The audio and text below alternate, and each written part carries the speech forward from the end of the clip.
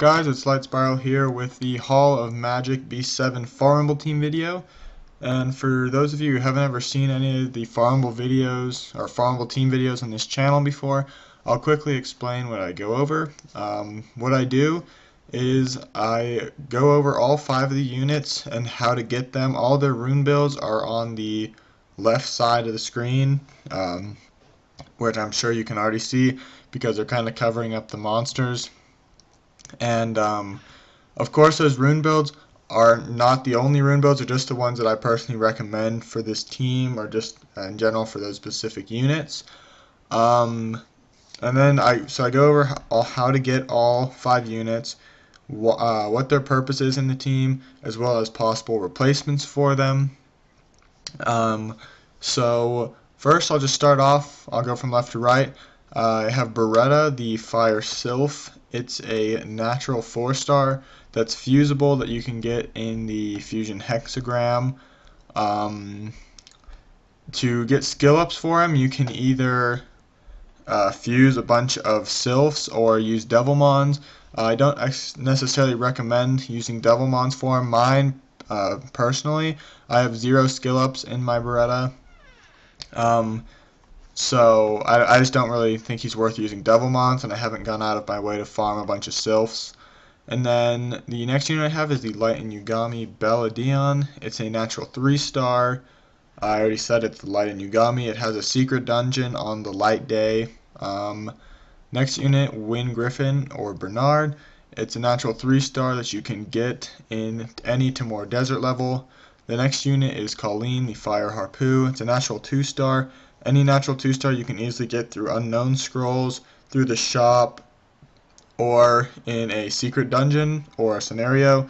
I'm pretty sure Colleen is in a secret dungeon, but you're going to get plenty of Colleens and all her skill ups in unknown scrolls. And then Susanoo, the water ninja, is another natural 4-star fusible from the Fusion Hexagram. I don't recommend necessarily building Susanoo for this team, and I'll explain why later.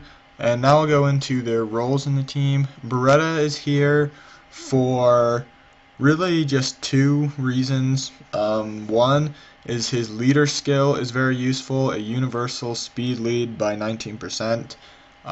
It's good, and I'm pretty sure it's the best speed leader the best speed lead that you can farmably obtain. Like, there's no farmable unit that has a better speed lead than Beretta, as far as I know. And then he's also in there for his 3rd skill, which does 2 continuous damage effects that last for 3 turns. So a total of 6 dots, which is 30% of the enemy's max HP. And it's AoE, so it's going to help you kill the boss quicker, as well as the first 2 stages. It'll help you finish it quicker. And another thing I just noticed I wanted to mention is the time over here is 7, but it's not a 7-minute run. You guys saw how long the run was. It was, I don't know, 2 minutes or something like that. It was 7 minutes because I had it like sitting with like on pause for a while, just in case you guys saw the time and thought this team is never going to be good. It's like you saw it was like a 2-minute run. Bella, the Light and Yugami, is in here for 2 reasons. 3 reasons. All 3 of her skills are used in this. The first skill, Defense Break, makes it so whoever Susanoo or your other damage dealer is attacking, hopefully it's gonna one-shot him, and if it doesn't, hopefully a 2-shot. The second skill strips the defense buff off the boss, and the 3rd skill heals. Replacements for Bella are, anyone who heals could be a replacement for Bella. If you have someone who heals and strips buffs, that's even better, because if you don't have Bella in here, then there's no buff stripper to strip away the defense buff, which just makes the run longer if you don't strip away the defense buff. So I do recommend using Bella, but if you want to use a different healer, any healer could replace Bella, especially one that has a buff strip on any of the skills. The next unit is Bernard, the Wind Griffin. His purpose in the team is he has like 1.5 purposes kind of. His main reason is his third skill, which buffs speed, and it's a consistent buff. It's not like a 2-turn buff reusable in 5 turns. It's a 2-turn speed buff reusable in 3 turns. So your team's pretty much always going to have a speed buff, which is going to give you more turns. And then the half reason I said was his second skill is a attack debuff for the boss, which is just going to help you survive. But the reason I say it's a half thing is because if you look at the recommended runes, I don't recommend you build your Bernard with accuracy, because it's just a bonus if he can land the attack buff, because Colleen's first skill does an attack debuff. So as long as between Colleen and Bernard one of them can land the attack debuff, then you'll be good to go. Like it doesn't like stack if they both land it. Just one of them needs to land it. So with that, I need to go into oh wait, forgot. The replacements for Bernard is really anyone who is going to buff your team's speed. Or you could also get someone who buffs your team's defense, but I do recommend you go with the speed. So if you have like Wayne the Water Bounty Hunter, that could be a replacement.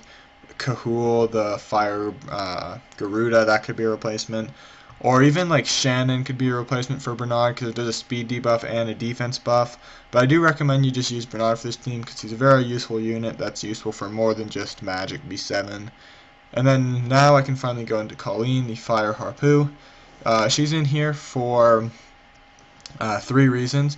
First being that she provides the completely consistent attack buff, 3-turn attack buff reusable in 3 turns for the full team. So that's going to make it so your damage dealer, in partnership with the defense break from Bella, is going to be able to one-shot stuff with their first skill, which is going to be nice and help you speed up your run a lot. And then the other reason she's in there is that attack buff is also a heal, so you have 2 heals on the team to help your team stay alive. And then you have the first turn attack debuff, which once again will just help your team stay alive. And then the last unit is Susanoo, the Water Ninja. He's in here just for dealing damage. Replacements for him is any damage dealer in the whole game. Yeah, basically. It doesn't matter what element. It doesn't have to be a nat 4. It could be a nat 3. It could be a nat 5. It could be a nat 4 if you wanted to. Just whatever you've got is a replacement for Susanoo. And I think I forgot to say replacements for Colleen. Replacements for Colleen really is anyone that does an attack buff. But of course, if they do a attack debuff on the enemies, that is also preferred, because then your Bernard and your Colleen are both going to have a chance to decrease the boss's attack. So this team is going to work really well for Magic B7 because you have a speed lead, you have 2 heals, you have 2 defense breaks, you have 2 2 attack debuffs, you have a damage dealer, you have a speed buff and an attack buff. You're going to be getting a lot of turns. The boss is not going to, well, the boss is going to get turns too because there's no speed debuffs on the whole team, but what's it called? But you're going to be getting plenty of turns. You're going to be dealing damage. The boss isn't going to be dealing a whole lot of damage to you. If you wanted to, you could even replace Beretta with a defense buffer to make the hits not hit for as much. Like the boss's attacks aren't going to do as much damage. But that's pretty much the team and all I have to say about this team in this video. If there's any other dungeons you're having trouble clearing, be sure to tell me in the comments section below. And that's all I have for today though, guys, so may the best of your todays be the worst of your tomorrows.